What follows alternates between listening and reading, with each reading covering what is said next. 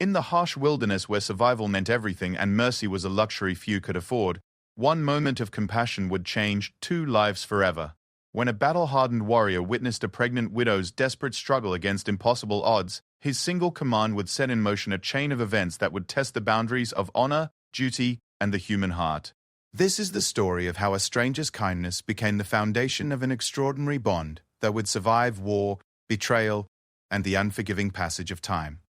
The morning sun cast long shadows across the dusty trail, as Captain Marcus Blackwood guided his stallion through the winding mountain pass. His weathered hands gripped the reins with practiced ease, while his sharp eyes constantly scanned the rocky terrain ahead.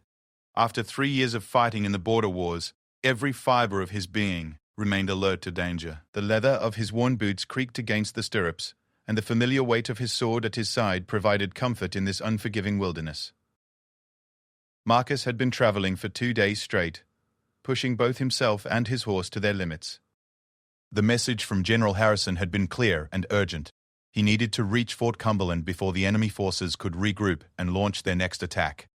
Every hour counted, and any delay could mean the difference between victory and devastating defeat for his regiment. The narrow trail wound through towering pines and jagged boulders, creating natural choke points that made Marcus uneasy. This was perfect terrain for an ambush, and he had survived too many battles to ignore his instincts. His horse, Thunder, seemed to sense his rider's tension, occasionally snorting and tossing his dark mane as they navigated the treacherous path.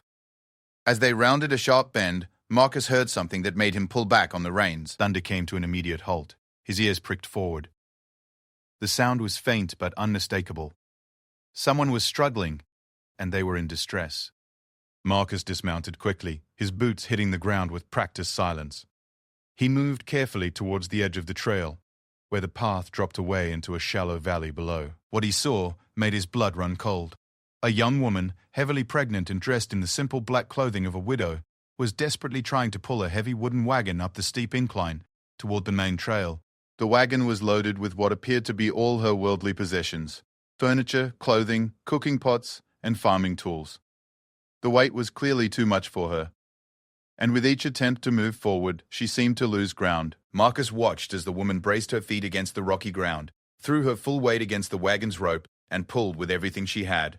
Her face was flushed with exertion, and sweat ran down her forehead despite the cool mountain air. She managed to move the wagon perhaps 3 feet before her strength gave out and it rolled backward, nearly knocking her off her feet. The sight of her struggle stirred something deep within Marcus's chest. He had seen enough suffering during the war to last several lifetimes, but there was something about this woman's determination in the face of impossible odds that reminded him why he had chosen to fight in the first place. She wasn't a soldier trained for battle, yet she showed the same courage and refusal to surrender that he admired in his finest warriors. Marcus studied the situation more carefully. The woman appeared to be alone, which was dangerous enough in these mountains even for an experienced traveler. Wild animals, bandits, and the harsh weather could all prove deadly to someone unprepared. But for a pregnant woman traveling solo with a heavy wagon, the dangers multiplied exponentially. He noticed that one of the wagon wheels had a loose spoke, causing it to wobble dangerously with each movement. The rope she was using to pull the wagon was frayed and looked ready to snap at any moment. Her own condition was clearly fragile. She moved with the careful, measured steps of someone in the later stages of pregnancy, and Marcus could see that each failed attempt to move the wagon was taking a serious toll on her strength. As he watched, the woman tried once more to pull the wagon up the incline. This time, disaster struck. The frayed rope finally gave way under the strain, snapping with a sharp crack that echoed through the valley. The sudden release of tension sent the woman tumbling backwards, and she hit the ground hard, crying out in pain and fear. Marcus didn't hesitate. Years of military training had taught him to act quickly in crisis situations, and every instinct told him that this woman and her unborn child were in immediate danger. He turned back to Thunder, who stood patiently where he had left him, and grabbed the horse's reins. "Mount, my horse." "Now," Marcus commanded, his voice carrying the authority of someone accustomed to being obeyed without question. The words rang out across the valley with such force and clarity that the struggling woman looked up in startled surprise. She had not heard his approach over her own labored breathing and the creaking of the wagon, and the sudden appearance of an armed warrior on the trail above her was both terrifying and hopeful. Marcus could see the fear in her eyes. After all, A lone woman had every reason to be wary of strange men in these lawless mountains. But he also saw something else. A desperate hope that maybe, finally, help had arrived. Marcus began making his way down the rocky slope, leading Thunder carefully behind him. The terrain was treacherous, with loose stones and hidden crevices that could easily cause a horse to stumble and fall. But Thunder was a war horse, trained to navigate difficult ground under pressure, and Marcus trusted the animal's sure-footed instincts. As he drew closer, Marcus could see more details of the woman's situation. She was younger than he had initially thought, probably no more than 25 years old. Her dark hair was pulled back in a simple braid, and her clothes, while clean and well-mended, showed the wear of hard travel and harder times. Her hands were scratched and bleeding from her attempts to handle the rough rope, and there were dark circles under her eyes that spoke of exhaustion and worry. "Please don't be afraid," Marcus called out as he approached, keeping his voice gentle despite its natural commanding tone. "I'm here to help you." The woman struggled to get to her feet, one hand pressed to her lower back and the other cradling her swollen belly. Marcus could see she was fighting back tears of frustration and pain, trying to maintain her dignity even in this desperate situation. I don't need charity," she said, her voice shaky but determined. "I can manage on my own." Marcus admired her pride, but he could also see that pride might very well get her killed if she continued to refuse help. The afternoon was already well advanced, and nightfall in these mountains brought dangers that a pregnant woman alone could never hope to survive. "Ma'am," Marcus said, removing his hat in a gesture of respect, "my name is Captain Marcus Blackwood. I can see that you're in a difficult situation, and I'd like to offer my assistance. These mountains can be deadly after dark, especially for someone traveling alone." The woman looked at him carefully, as if trying to judge his character and intentions. Marcus understood her caution. She had every reason to be suspicious of strangers, especially armed men. But he also hoped she could see in his eyes that he meant her no harm. "I'm Sarah Mitchell," she said finally, her voice still wary but slightly less hostile. "I'm trying to get to Fort Cumberland, but my wagon—" She gestured helplessly at the broken rope in the impassable slope. "Fort Cumberland?" Marcus's eyebrows rose in surprise. "That's exactly where I'm headed. But ma'am, that's still 2 days hard travel through some of the most dangerous territory in the territory. You can't possibly make that journey alone, especially not with a wagon." Sarah's jaw set in a stubborn line that Marcus recognized from his own mirror. "I have to. I have nowhere else to go, and my baby—" She placed both hands protectively over her belly. "My baby deserves better than what I can give here." Marcus felt his heart constrict with sympathy. Here was a woman facing impossible odds, yet still fighting for her child's future with every ounce of strength she possessed. It was the kind of courage he had seen in the finest soldiers under his command, and he knew he could not simply ride away and leave her to face this alone. "Mrs. Mitchell," he said, his voice taking on the gentle but firm tone he used with wounded soldiers, "I understand your pride, and I respect your determination. But right now, your first duty is to that child you're carrying. Let me help you get to Fort Cumberland safely.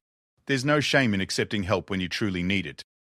Sarah looked at him for a long moment, and Marcus could see the internal struggle playing out in her expression. Pride warred with practicality, independence with desperation. Finally, practical necessity won out. "What did you mean when you said to mount your horse?" she asked, glancing nervously at Thunder's impressive size. Marcus smiled, the first genuine smile he had felt in weeks. "I meant that Thunder here is going to carry you and whatever essential supplies you need to Fort Cumberland. We'll have to leave the wagon behind, but we can pack the most important items in saddlebags and travel much faster and safer." "But I can't ride," Sarah protested. "I've never been on a horse in my life, and in my condition. Thunder is the gentlest horse you'll ever meet, despite his size," Marcus assured her. "He carried me through 3 years of war without ever letting me down. He'll take care of you, I promise, and I'll be walking alongside to make sure you're safe every step of the way." Sarah looked from Marcus to the horse and back again.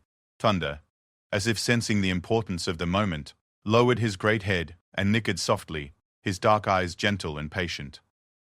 "You would do that?" Sarah asked, her voice barely above a whisper. "You would walk so that I could ride your horse?"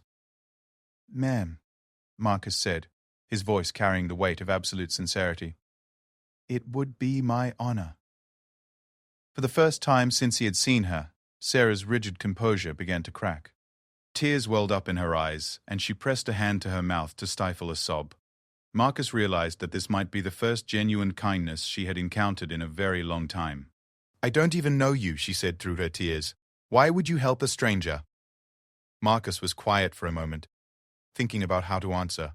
The truth was complex, part duty, part compassion, part recognition of something in her spirit that reminded him of the best qualities of the soldiers he had served with. But he settled on something simpler and more honest. "Because it's the right thing to do," he said simply. "And because I've seen too much cruelty in this world. When I have the chance to show kindness instead, I'm going to take it." Sarah wiped her eyes with the back of her hand and nodded slowly. "All right, Captain Blackwood. I accept your help. But I insist on paying you back somehow, when I can." "The only payment I need is knowing that you and your child reach safety," Marcus replied. "Now, let's see what we can salvage from your wagon and get you settled on Thunder. We still have several hours of daylight, and I'd like to put some distance behind us before we make camp for the night." As Marcus began going through Sarah's belongings to determine what could be carried and what would have to be left behind, he found himself wondering about her story. What had brought a pregnant widow to be traveling alone through these dangerous mountains? What was waiting for her at Fort Cumberland that made such a perilous journey seem worthwhile? But those questions could wait. Right now, his focus was on getting Sarah safely mounted and comfortable, and beginning the journey that would forever change both their lives. As he helped her approach Thunder's side and prepared to boost her into the saddle, Marcus had no idea that this moment of compassion would lead to adventures, dangers, and discoveries beyond anything he could have imagined. Getting Sarah onto Thunder proved to be more challenging than Marcus had anticipated. Despite the horse's gentle nature and Sarah's determination, her advanced pregnancy made mounting extremely difficult. After several careful attempts, Marcus finally managed to help her into the saddle, where she sat looking both terrified and amazed at being so high off the ground. "Hold onto the saddle horn with both hands," Marcus instructed, adjusting the stirrups to accommodate her shorter legs. "Thunder will follow my lead, so you don't need to worry about controlling him. Just focus on staying balanced and comfortable." Sarah gripped the leather saddle horn so tightly her knuckles turned white. "I feel like I'm going to fall," she whispered, her voice tight with fear. "You won't fall," Marcus assured her, his hand resting reassuringly on Thunder's neck. "I've got you both. Thunder has carried wounded soldiers across battlefields rougher than this mountain trail. He knows how to take care of his passengers." As they began their journey, Marcus walked beside Thunder's left shoulder, one hand on the reins, and his other ready to steady Sarah if needed. The pace was necessarily slow, both because of Sarah's inexperience with riding and because Marcus was on foot. But slow progress was better than no progress, and much safer than leaving her alone with that broken wagon. The afternoon sun filtered through the pine branches overhead, creating dappled patterns of light and shadow on the trail ahead. Birds called from the trees, and occasionally they heard the distant sound of a stream tumbling down the mountainside. Under different circumstances, it might have been a pleasant journey through beautiful countryside. "Tell me about Fort Cumberland," Sarah said after they had been traveling for about an hour. Her initial terror of being on horseback had gradually given way to a cautious confidence, though she still gripped the saddle horn firmly. Marcus glanced up at her, noting that some color had returned to her cheeks now that she was no longer exhausting herself trying to move the wagon. "It's a good place to start over," he said carefully. "The town has grown up around the military fort, so there are opportunities for work and trade. Families, schools, churches, all the things that make a community strong. My husband always said he wanted to take me there someday," Sarah said quietly, her gaze fixed on the trail ahead. "He heard there were good farming opportunities in the valley below the fort." Marcus heard the past tense and understood. "I'm sorry for your loss, ma'am. Was he a soldier?" Sarah nodded, blinking back tears that threatened to fall. "Lieutenant James Mitchell. He was killed at the Battle of Ravens Creek 6 months ago. The army gave me his final pay and a letter saying he died bravely, but that doesn't help much when you're facing winter alone with a baby coming." Marcus remembered Ravens Creek. It had been a brutal engagement, with heavy casualties on both sides. He had known several good men who hadn't come home from that battle, and it was entirely possible that he had served alongside Sarah's husband without ever knowing his name. "James Mitchell?" Marcus repeated thoughtfully. "Was he with the 47th Infantry?" Sarah's head turned sharply toward him, hope lighting up her eyes. "Yes!" "Did you know him?" Marcus searched his memory carefully. The name was familiar, but with so many soldiers serving under his command over the years, it was difficult to be certain. "I may have. The 47th fought alongside my regiment at Ravens Creek. If he was there, then he was fighting for something important, protecting these settlements from raiders who would have burned them to the ground. He believed in what he was fighting for, Sarah said with quiet pride. He always said that even if he never made it home, at least he would know that his family could live in safety because of what he and his fellow soldiers did. They walked in comfortable silence for a while, each lost in their own thoughts. Marcus found himself thinking about the cruel irony of war.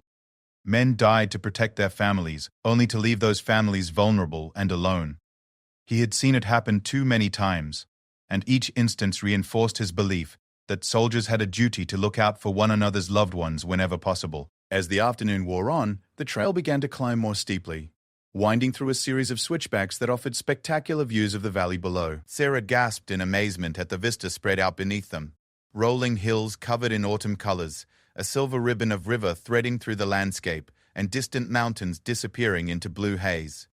It's beautiful, she breathed, momentarily forgetting her fear and discomfort. Wait until you see the view from Eagle's Peak, Marcus said with a smile. That's about halfway to Fort Cumberland. On a clear day, you can see for 50 miles in every direction. But their appreciation of the scenery was interrupted by a sound that made Marcus's blood run cold, the distant howl of wolves. It was still daylight, which meant the pack was likely hunting, and a lone horse with riders would be an attractive target if they were desperate enough. Marcus's hand instinctively moved to his sword hilt as he scanned the surrounding forest. Sarah, I need you to listen to me very carefully. We may have some company soon, and I want you to be prepared. Sarah's newfound confidence evaporated instantly. What kind of company? Maybe just passing through, but we can't take chances. Marcus's voice took on the calm, authoritative tone he used in combat situations. If I tell you to hold on tight and lean forward, you do it immediately without question. Thunder will move fast if he needs to, but he won't throw you if you stay balanced and trust him. The howling came again, closer this time, and Thunder's ears flicked nervously. Marcus could feel the tension in the horse's muscles. But Thunder was a veteran warhorse who had faced much worse than wolves. He would stand his ground if necessary, or run if that was the better option. Maybe they're not interested in us, Sarah said hopefully, though Marcus could hear the fear in her voice. Maybe not, Marcus agreed, though he didn't believe it. Something about the persistence and location of the howls told him that this pack was tracking them deliberately. Wolves typically avoided humans, especially when there was easier prey available. But a harsh winter could make any predator desperate enough to take risks. As they rounded the next bend in the trail, Marcus spotted movement in the trees about 100 yards ahead. 3 large gray shapes moved parallel to the trail, keeping pace with them but staying just out of clear sight. Marcus counted them carefully. 3 that he could see, but wolf packs often spread out when hunting, with some members staying hidden until the moment of attack. Sarah, Marcus said quietly, never taking his eyes off the wolves. I'm going to need you to do something that might seem crazy, but I need you to trust me completely. What is it? Sarah's voice was barely a whisper. In about 30 seconds, I'm going to slap Thunder hard on the rump and send him running down this trail as fast as he can go. You're going to hold on with everything you've got and let him carry you to safety. But what about you? Sarah protested. I won't leave you here to fight them alone. Marcus felt a surge of admiration for her courage, even as he prepared to make sure she had no choice in the matter. I'll be right behind you. Thunder knows these trails better than any wolf, and he's faster than anything on 4 legs when he needs to be. But you're the one who needs to get to safety first. No. Sarah's voice was stronger now, filled with determination. I won't abandon someone who saved my life. There has to be another way. Before Marcus could argue with her, the wolves made the decision for them. A large grey male stepped out onto the trail ahead of them, blocking their path, while 2 others emerged from the trees on their right flank.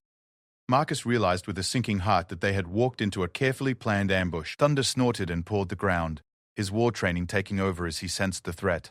But Marcus knew that even his brave warhorse would have difficulty fighting 3 wolves while carrying a pregnant rider. Change of plans, Marcus said grimly, drawing his sword in one smooth motion. Sarah, can you shoot? A little, Sarah replied, her voice surprisingly steady considering the circumstances.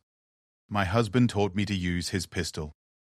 There's a loaded pistol in my left saddlebag, Marcus told her, never taking his eyes off the wolves. Get it out and be ready to use it, but only if one of them gets past me. Sarah reached down and fumbled with the saddlebag, her hands shaking but determined. Marcus heard the click of the pistol being cocked and felt a moment of relief that she at least knew how to handle a weapon. The lead wolf took a step closer, its yellow eyes fixed on Thunder. Marcus could see the ribs showing through its grey coat. This pack was definitely hungry enough to be dangerous. Hungry wolves were unpredictable, and unpredictable predators were often the most deadly. "Easy, Thunder," Marcus murmured to his horse. "Just like the old days, boy. You and me against the world."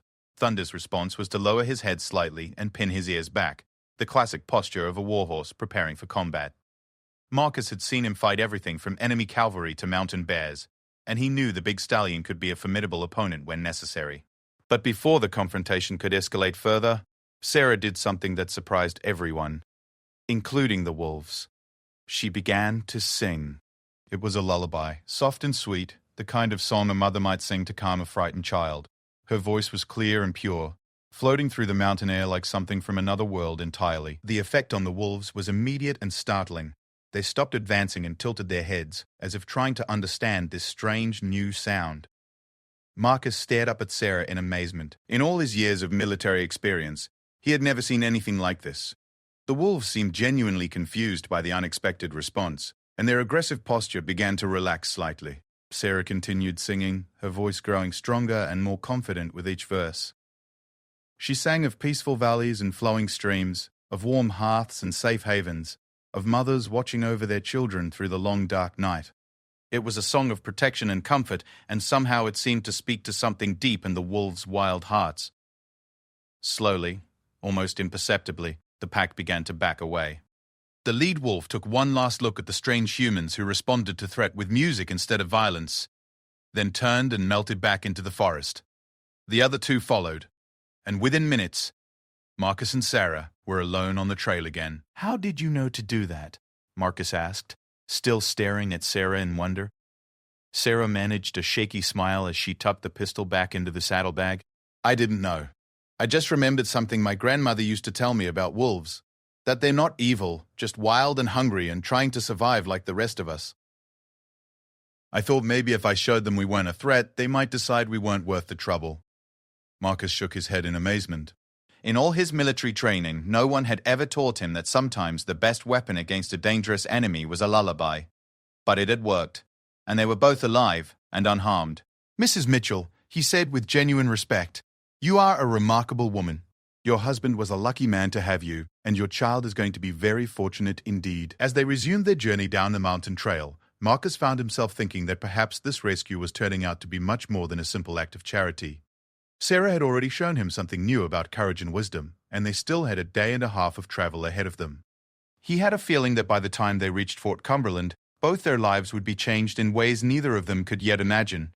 By evening, they had made good progress down the mountain trail, but Marcus could see that Sarah was exhausted. Her face was pale with fatigue, and she had been gripping the saddle horn so tightly for so many hours that her hands were cramped and sore. It was time to make camp for the night, whether they had reached an ideal location or not. Marcus found a small clearing beside a stream, sheltered by large boulders that would provide both protection from the wind and concealment from any potential threats. He helped Sarah down from Thunder, noting with concern how unsteady she was on her feet after the long day in the saddle. "Just sit here and rest," he told her, guiding her to a fallen log that made a natural bench. "I'll take care of everything else." Sarah wanted to protest that she should help with the camp preparations, but her body simply wouldn't cooperate. Her back ached fiercely, and she felt dizzy and nauseated from the unaccustomed motion of riding.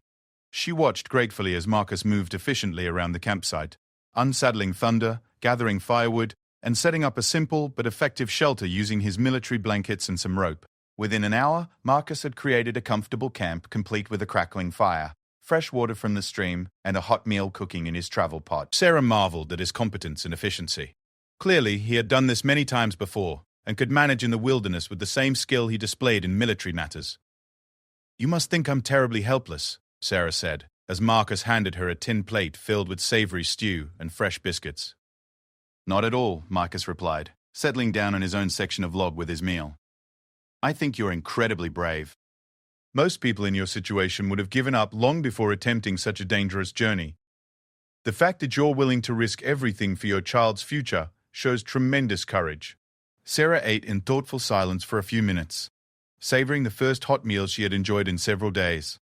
Finally, she looked across the fire at Marcus, studying his weathered face in the flickering light. "Can I ask you something personal, Captain Blackwood?" "Of course. And please, just call me Marcus. We're traveling companions now, not officer and civilian." "Marcus, then." "Why aren't you married? A man like you, honorable, capable, kind. Surely there must be women who would be interested."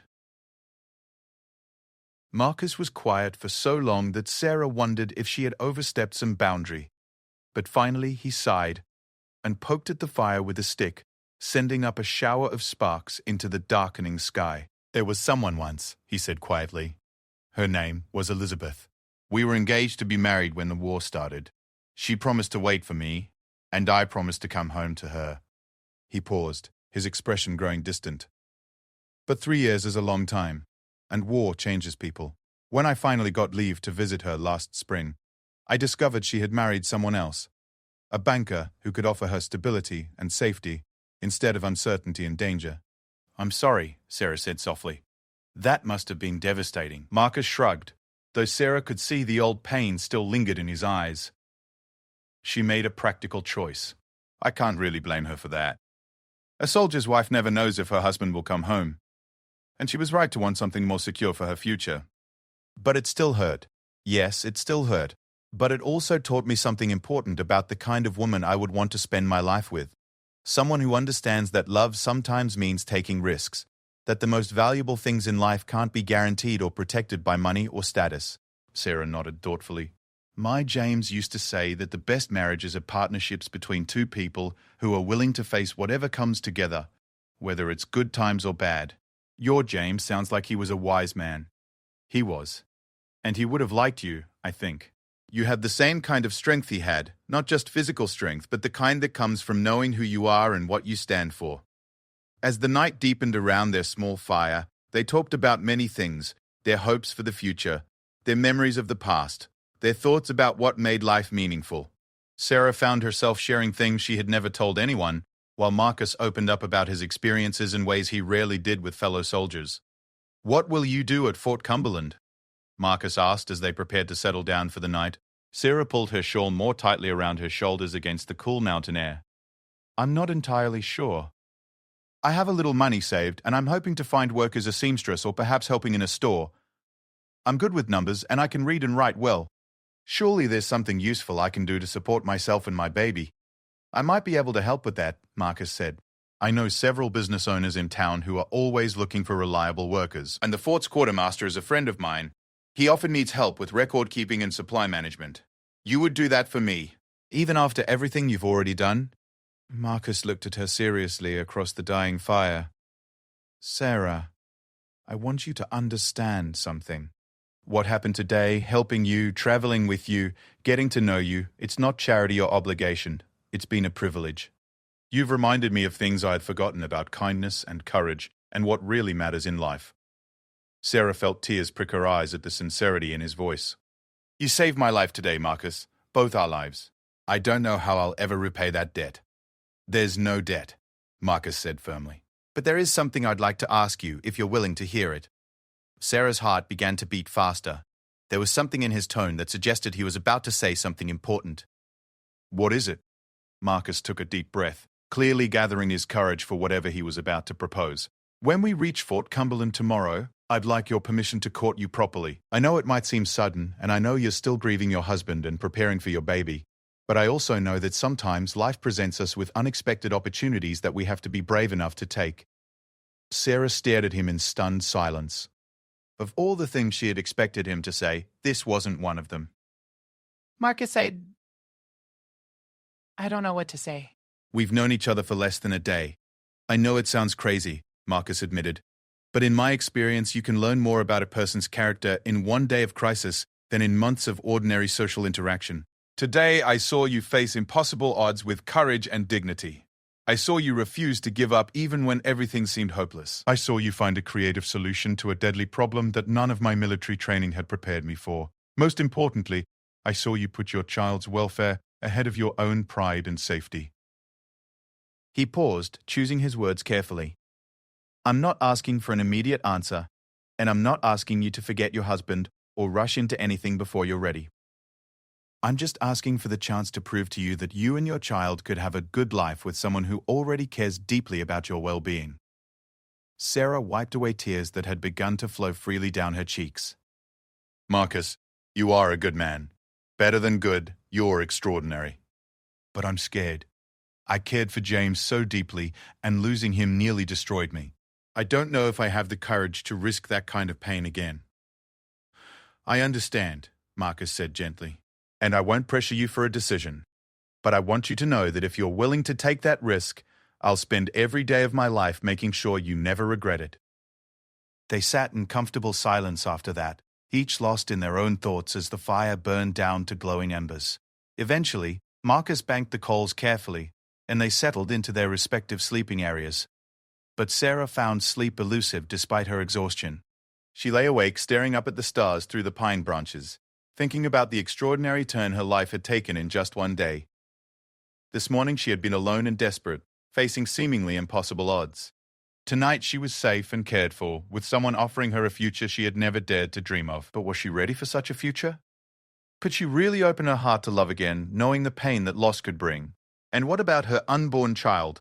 Would it be fair to bring a baby into a relationship that was still so new and uncertain? As she wrestled with these questions, Sarah became aware of sounds in the darkness that made her blood run cold. Footsteps, multiple sets of them, trying to move quietly, but not quite managing it on the rocky ground. Someone was approaching their camp, and they were clearly trying not to be detected. "Marcus," she whispered, as quietly as she could while still being audible. Marcus was awake instantly, his soldier's instincts alert to danger even in sleep. "I hear them," he whispered back, already reaching for his weapons. "How many can you make out?" Sarah listened carefully, her heart pounding so loudly she was afraid it might give away their position. "At least 3, maybe 4. They're coming from the direction of the trail." Marcus cursed silently. Bandits were common in these mountains, preying on travelers who were foolish enough to camp in exposed locations. But this clearing had seemed so well hidden that he had thought they would be safe for the night. "Sarah, I need you to do exactly what I tell you," Marcus whispered urgently. "Take Thunder's reins and lead him to the far side of those boulders. Stay hidden no matter what happens. If things go badly, mount up and ride for Fort Cumberland as fast as you can. Don't look back and don't try to help me." "I won't leave you," Sarah protested in a fierce whisper. "You will if I tell you to," Marcus replied with quiet authority. "You have your child to think about, and that has to be your first priority." Before Sarah could argue further, a harsh voice called out from the darkness beyond their camp. "We know you're in there, and we know you've got a woman with you. Come out with your hands empty, and maybe we'll let you both live long enough to regret not sharing your supplies more willingly." Marcus rose slowly from his sleeping spot, his sword already in his hand, but held low and ready. He counted at least 4 distinct voices in the darkness, which meant they were badly outnumbered, but he had faced worse odds before, and he had something worth fighting for. "There's no need for violence," Marcus called back, his voice calm and reasonable. "We're just travelers passing through. We'll gladly share what food we have if you're hungry." Rough laughter echoed from the darkness. "Oh, we'll be taking your food, soldier boy, and your weapons, and your horse. And that pretty lady you've got with you might provide some entertainment if she knows what's good for her." Marcus felt rage flood through him at the implication, but he forced himself to remain calm and tactical. Anger would get them both killed, but careful planning might get them both out alive. "Sarah," he said quietly, "when I give the word, you take Thunder and run. No arguments, no looking back. Promise me." Sarah wanted to refuse, wanted to stay and fight beside this brave man who had already given her so much. But she also knew he was right about her responsibility to her unborn child. Sometimes the most courageous thing you could do was survive to fight another day. "I promise," she whispered, though it felt like the hardest word she had ever spoken. Marcus nodded grimly and prepared to face whatever came next, knowing that the next few minutes would determine whether their story would end in tragedy or triumph. But whatever happened, he had no regrets about the choice he had made to help a stranger in need. Some things were worth risking everything for, and Sarah Mitchell and her unborn child were definitely among them.